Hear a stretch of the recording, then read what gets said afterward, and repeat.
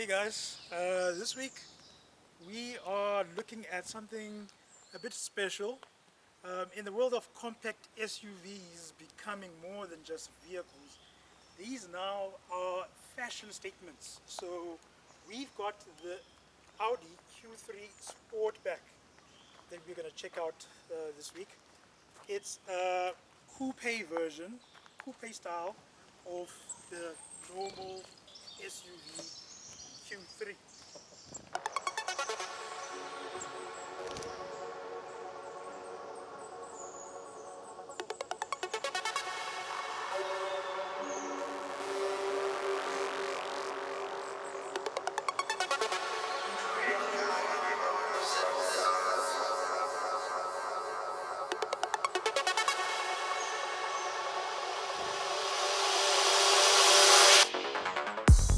Hi guys, I'm Dozer. Welcome to Dozer Drives. This week I have a special guest just to help me out with the review. What's up guys, you know the vibes, it's VS Rides in collaboration with Dozer Drives, and as you can see today guys, we have the Q3 Sportback.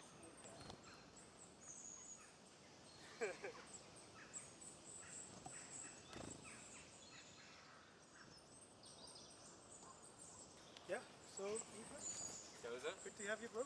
thanks for having me. And we've had this car for a week now. So what do you think about the styling? The first thing I noticed on this car was that big ass sunroof. But like, the sunroof is definitely like enhancing the Sportback because this is the new Sportback. So Audi has found a way to basically get the angle into a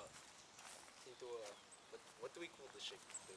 Yeah, get into a little coupe hatchbacky type of shape. The coupe hatchback shape. You know, I think what they've done is they've kept the front of the normal Q3, and from about the B pillar, things start changing, and you've got a bit of a sloping roof and a sloping rear window at the back. From the bottom, they've kind of raised it up a bit. With the normal Q3, the bumper is a bit lower, and now you've got a bit of a, an arse, a bit of a, sticking out. And let me just say, Audi, you have put the diffuser here, but I do not see an exhaust pipe at all. So it's not even, it's not even. It's not even like a performance, model. This is so the models of the Q3 Sportsback start from the 35 TFSI. That one has 110 kilowatts, 250 newton meters, from a 1.4 turbo petrol engine, and this one is a 2 liter. This is a 40 TFSI, and it's a quattro. The 35 is a front wheel drive. This is a quattro, so that means it drives with all four wheels. It comes in at about 750 odd, 1,000 rand, but this one is spec'd out to about 910,000 rand. So you've got a lot of stuff that's put into this car to make it look this good. I think you don't, at this level, you're probably not even going to be buying like a base spec car. So yeah guys, we are going to take you, Dozer is going to give you the technical in-depth review of the car. I am just here to talk about the aesthetics, so join me inside and see the quality life of material that Audi has locked us in with. Yes guys, and we are now sat in the Q3 Sportback, and let me just tell you, that is amazing to be here. And I am 1.8 centimeters in height, and just one of the things that I've noticed off the bat of this car is the nice quattro badging. There's very nice soft touches, like there's no hard scratchy bits. A little bit at the bottom, obviously the scratchy bits I can feel because I just happen to want to put my phone in the wireless charging. But yeah, what I've also found out is we have a B&O sound system, so Dozer will be taking you guys through the infotainment system and all the technical things. Dozer? Yeah, man. So this is Audi's, virtual cockpit with the MMI Pro system. They've fitted in the Pro here on this unit. It's got all your nav, Android Auto, Apple CarPlay. A nice touch that I like with this one. They haven't gone and done the digital interface for the climate control. You still have the knobs. You still have the knobs that you. What's funny is how they've separated this volume and track choice button from the rest of the screen. When I'm driving, that button is far from me. I always have to lean a bit forward to reach it. Yes, I can use the buttons on the steering wheel. That helps out things a lot, but it's not all the time that I'm thinking of using the buttons on the steering. So sometimes I look and I reach and I see that I can't reach over there. It's very nice sitting in here. The car drives very, very nice.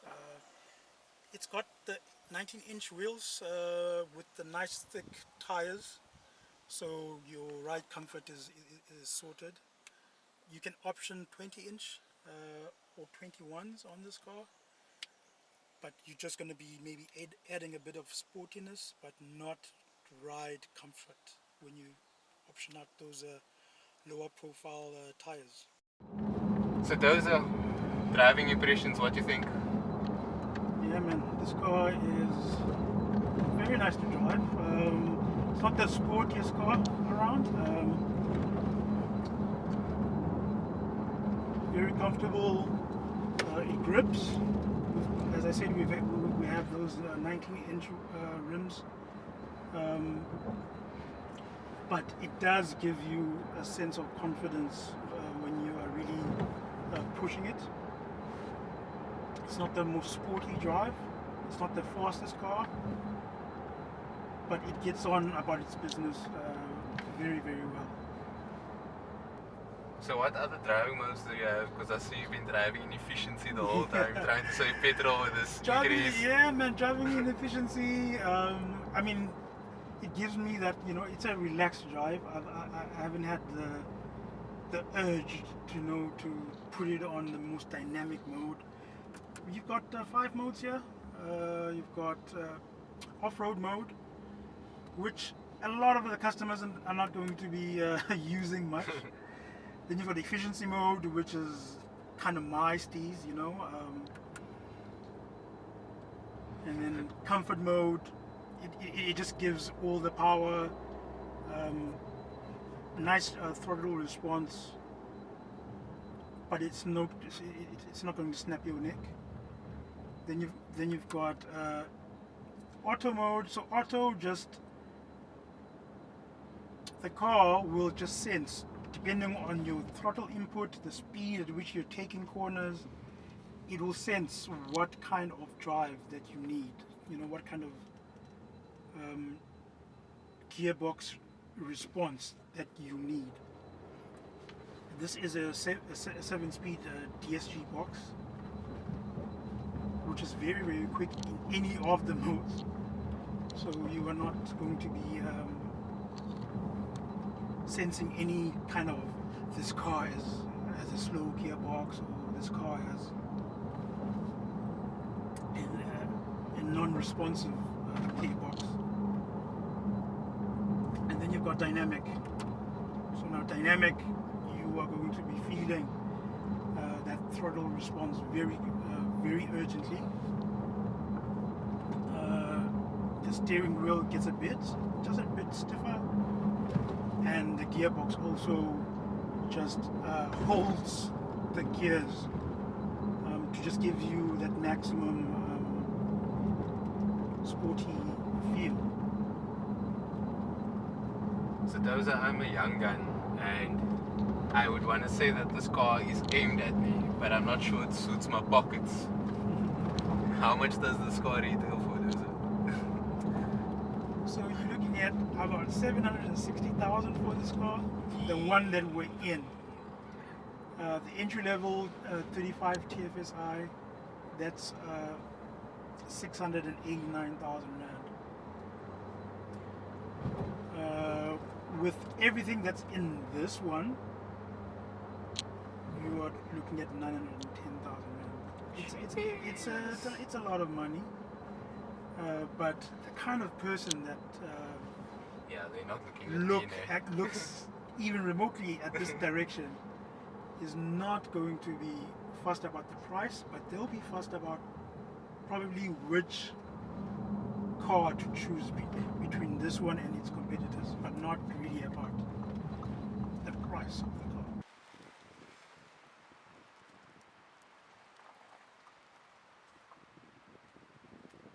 Yeah, so let's just pop into the back and just see exactly what has changed between the Q3 and the Sportback version in terms of headroom, legroom, all the type of stuff.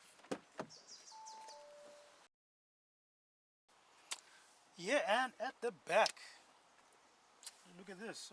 I have not moved my seat from my driving position, and I'm okay.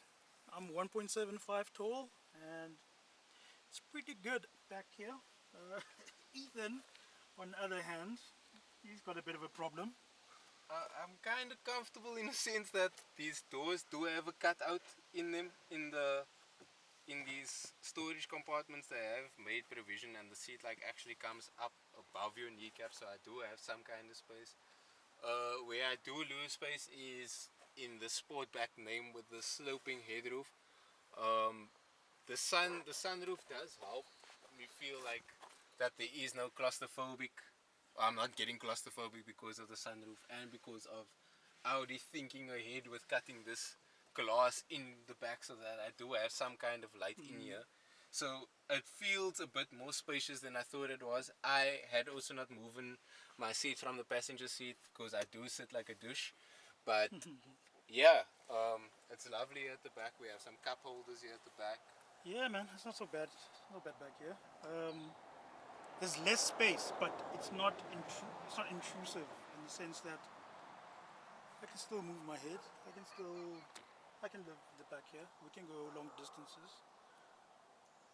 Maybe not for a taller person, but Yeah, I wouldn't do long distance in here. And the other thing I noticed about being at the back is this huge hump here. So, I mean, if you had a third person in this car, it would be a bit more uncomfortable because of these, where the interior light is sitting and where the, I'm assuming this is where the brake light is, that the space for your head between the two of these panels would cause some kind of conflict. But other than that, for two people in the back, maybe a small child in the middle, I don't see any problems doing long distancing. so let's check out the boot. I think the boot space here in the Sportback is actually surprisingly the same as the normal Q3. You still have 380 liters of boot space. The one thing that you don't have is when the boot is closed and you want to put stuff on the shelf. Between the shelf and the roof, that's where you're gonna suffer some space. But who puts stuff in on the flimsy shelf anyway? So we don't. There's no worry much about that. Seats can fold down flat, all of them in a 40-20-40 split. You've got a lot of stuff here. 12-volt socket for your charging. I don't know. Are you gonna go camping in this car? I don't know. Some netting here for tying down or holding down some parcels that you might be moving around with. We've got our shooting gear here. It all fits, no problem.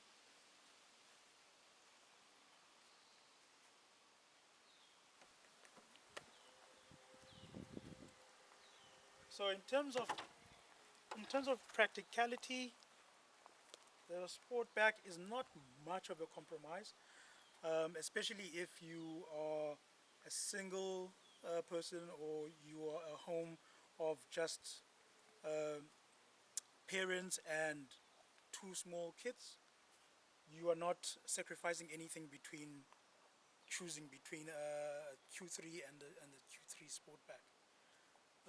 What you are getting is style, but I'll say that just for me, this style is not my style. I think maybe there's better executions of that Sportback, that SUV coupe shape, but this one is not to my liking.